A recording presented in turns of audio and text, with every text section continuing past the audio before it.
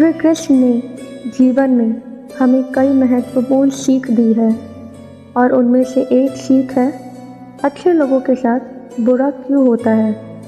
यह सवाल हमारे मन में आता है कि क्या सच में अच्छे लोगों के साथ कभी बुरा होता है, और यदि होता है तो क्यों। इस प्रश्न का उत्तर देने के लिए हमें भगवत गीता के माध्यम से श्री कृष्ण के उपदेशों की ओर मुद्रित होना चाहिए। इस वीडियो में हम ये जानने का प्रयास करेंगे कि श्री कृष्ण क्या कहना चाहते हैं इस उदाहरण के माध्यम से, और हमें कैसे अपने जीवन में इसे अमल में ला सकते हैं। धर्म, भक्ति और मानवता के सबसे महत्वपूर्ण प्राणियों में से एक है। उन्होंने हमें यह सिखाया कि कर्म करना हमारा धर्म है और हमें अपने कर्मों का परिणाम स्वीकार करना चाहिए। वे यह भी सिखाते हैं कि अच्छे कर्म हमारी आत्मा को ऊंचाइयों तक ले जा सकते हैं। इसके अलावा वे हमें यह भी बताते हैं कि किसी के साथ बुरा होना या दुखी होना केवल हमारे कर्मों का परिणाम नहीं होता, बल्कि यह हमारे मानसिक दृष्टिकोण पर भी निर्भर करता है।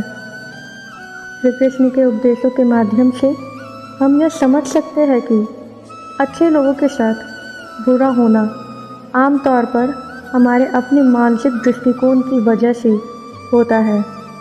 हमारे मानसिक दृष्टिकोण और अपनी भावनाओं के साथ बुराई या दुख होने का कारण बन सकते हैं, और यदि हम इनको समझें और सुधारें तो हम अपने जीवन को सुखमय बना सकते हैं। इस वीडियो में हम श्री कृष्ण के उपदेशों को गहराई से समझेंगे और यह समझने की कोशिश करेंगे कि कैसे हम अपने मानसिक दृष्टिकोण को सुधार कर अच्छे लोगों के साथ बुरा होने से बच सकते हैं।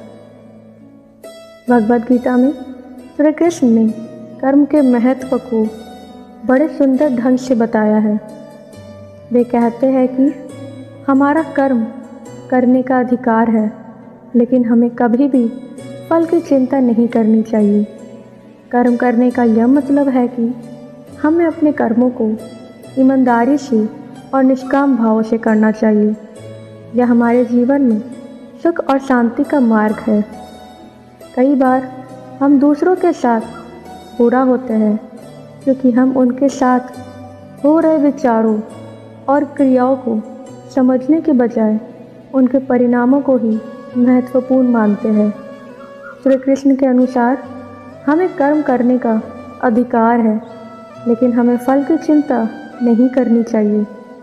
फल की चिंता हमारे मानसिक दृष्टिकोण को दुखी और आत्मा को अशांति में डाल सकती है। अच्छे लोगों के साथ बुरा होने का एक और कारण हमारे मानसिक दृष्टिकोण में हो सकता है। श्री कृष्ण ने हमें यह सिखाया है कि हमारा मानसिक दृष्टिकोण हमारे जीवन के प्रति हमारी भावनाओं और सोच को दर्शाता है। अगर हम नेगेटिव भावनाओं का आदान प्रदान करते हैं और दूसरों को दोष देते हैं तो हम खुद ही दुखी होते हैं। इसलिए हमें अपने मानसिक दृष्टिकोण को सकारात्मक बनाना चाहिए और अपनी भावनाओं को प्रेम, सहानुभूति और समर्पण की दिशा में प्रगति करना चाहिए। श्री कृष्ण ने हमें सच्ची मित्रता के महत्व को भी सिखाया है।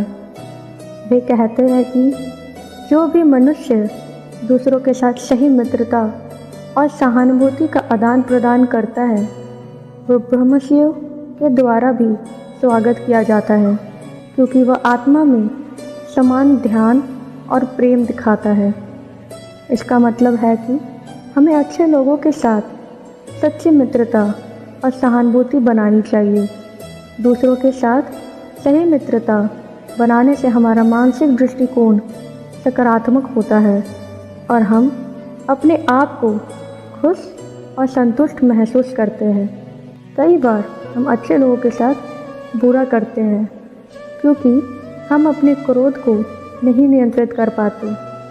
क्रोध हमारे मानसिक दृष्टिकोण को नकारात्मक बना सकता है और हमें दूसरों के साथ दुखी बना सकता है। श्री कृष्ण ने हमें क्रोध को नियंत्रित करने के तरीके बताए हैं, जैसे कि ध्यान और धैर्य का अभ्यास करना। क्रोध को नियंत्रित करने से हम अपने मानसिक दृष्टिकोण को सुधार सकते हैं और दूसरों के साथ सही तरीके से व्यवहार कर सकते हैं। श्री कृष्ण ने हमें सेवा का महत्व भी सिखाया है। वे कहते हैं कि सेवा का भाव अपने जीवन में लाने से हम आत्मा को ऊंचाइयों तक उठा सकते हैं और सुखमय जीवन जी सकते हैं। हमें अपने समाज और समुदाय की सेवा करने का आदान प्रदान करना चाहिए और दूसरों की मदद करने का प्रयास करना चाहिए। श्री कृष्ण ने हमें ध्यान का महत्व और शांति की महत्वपूर्णता को भी सिखाया है। वे कहते हैं कि हमें कर्म करते समय ध्यान में रहना चाहिए और आत्मा को शांति में रखना चाहिए। ध्यान का अभ्यास हमें मानसिक शांति और सकारात्मक दृष्टिकोण प्रदान करता है। हमें अपने कर्मों को ध्यान में करने की आदत डालनी चाहिए और अपने आत्मा को सुखमय बनाने का प्रयास करना चाहिए। श्री कृष्ण के उपदेशों से सबसे महत्वपूर्ण बात यह है कि हमें भगवान के प्रेम और समर्पण के साथ कर्म करना चाहिए। वे कहते हैं कि हमें हमेशा भगवान के चिंतन में रहना चाहिए, उनके प्रेम में रहना चाहिए और उनके समर्पण में रहना चाहिए।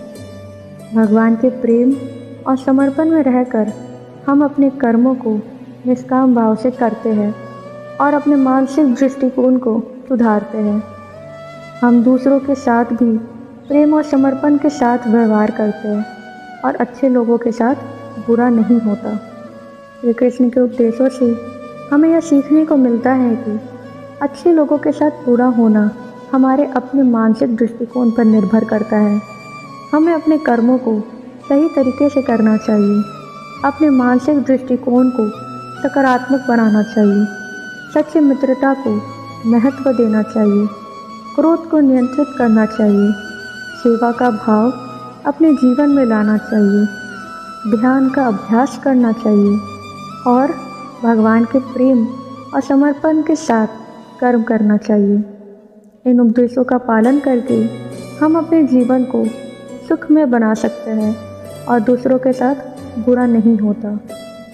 इसलिए हमें श्री कृष्ण के उपदेशों का समर्पण करना चाहिए और उन्हें अपने जीवन में अमल में लाना चाहिए। इसमें हम अपने आत्मा को ऊंचाइयों तक उठा सकते हैं और सुखमय जीवन जी सकते हैं। अच्छे लोगों के साथ बुरा नहीं होता जब हम अपने कर्मों को और अपने मानसिक दृष्टिकोण को सुधारते हैं और भगवान के प्रेम और समर्पण में रहते हैं। इस तरह हम अपने जीवन को सफल और सुखमय बना सकते हैं और अच्छे लोगों के साथ बुरा नहीं होते। यह वीडियो श्री कृष्ण के उपदेशों को समझने और अपने जीवन में उनका पालन करने के लिए होने वाला महत्वपूर्ण कदमों को बताने का प्रयास करता है। यदि हम इन उपदेशों का पालन करते हैं तो हम अपने जीवन को सफलता और सुख की ओर मोड़ सकते हैं। आशा करती हूँ आपको यह विचार पसंद आए होंगे। आपसे मिलती हूँ फिर अगले वीडियो में। तब तक अपना ख्याल रखिए। जय श्री कृष्ण।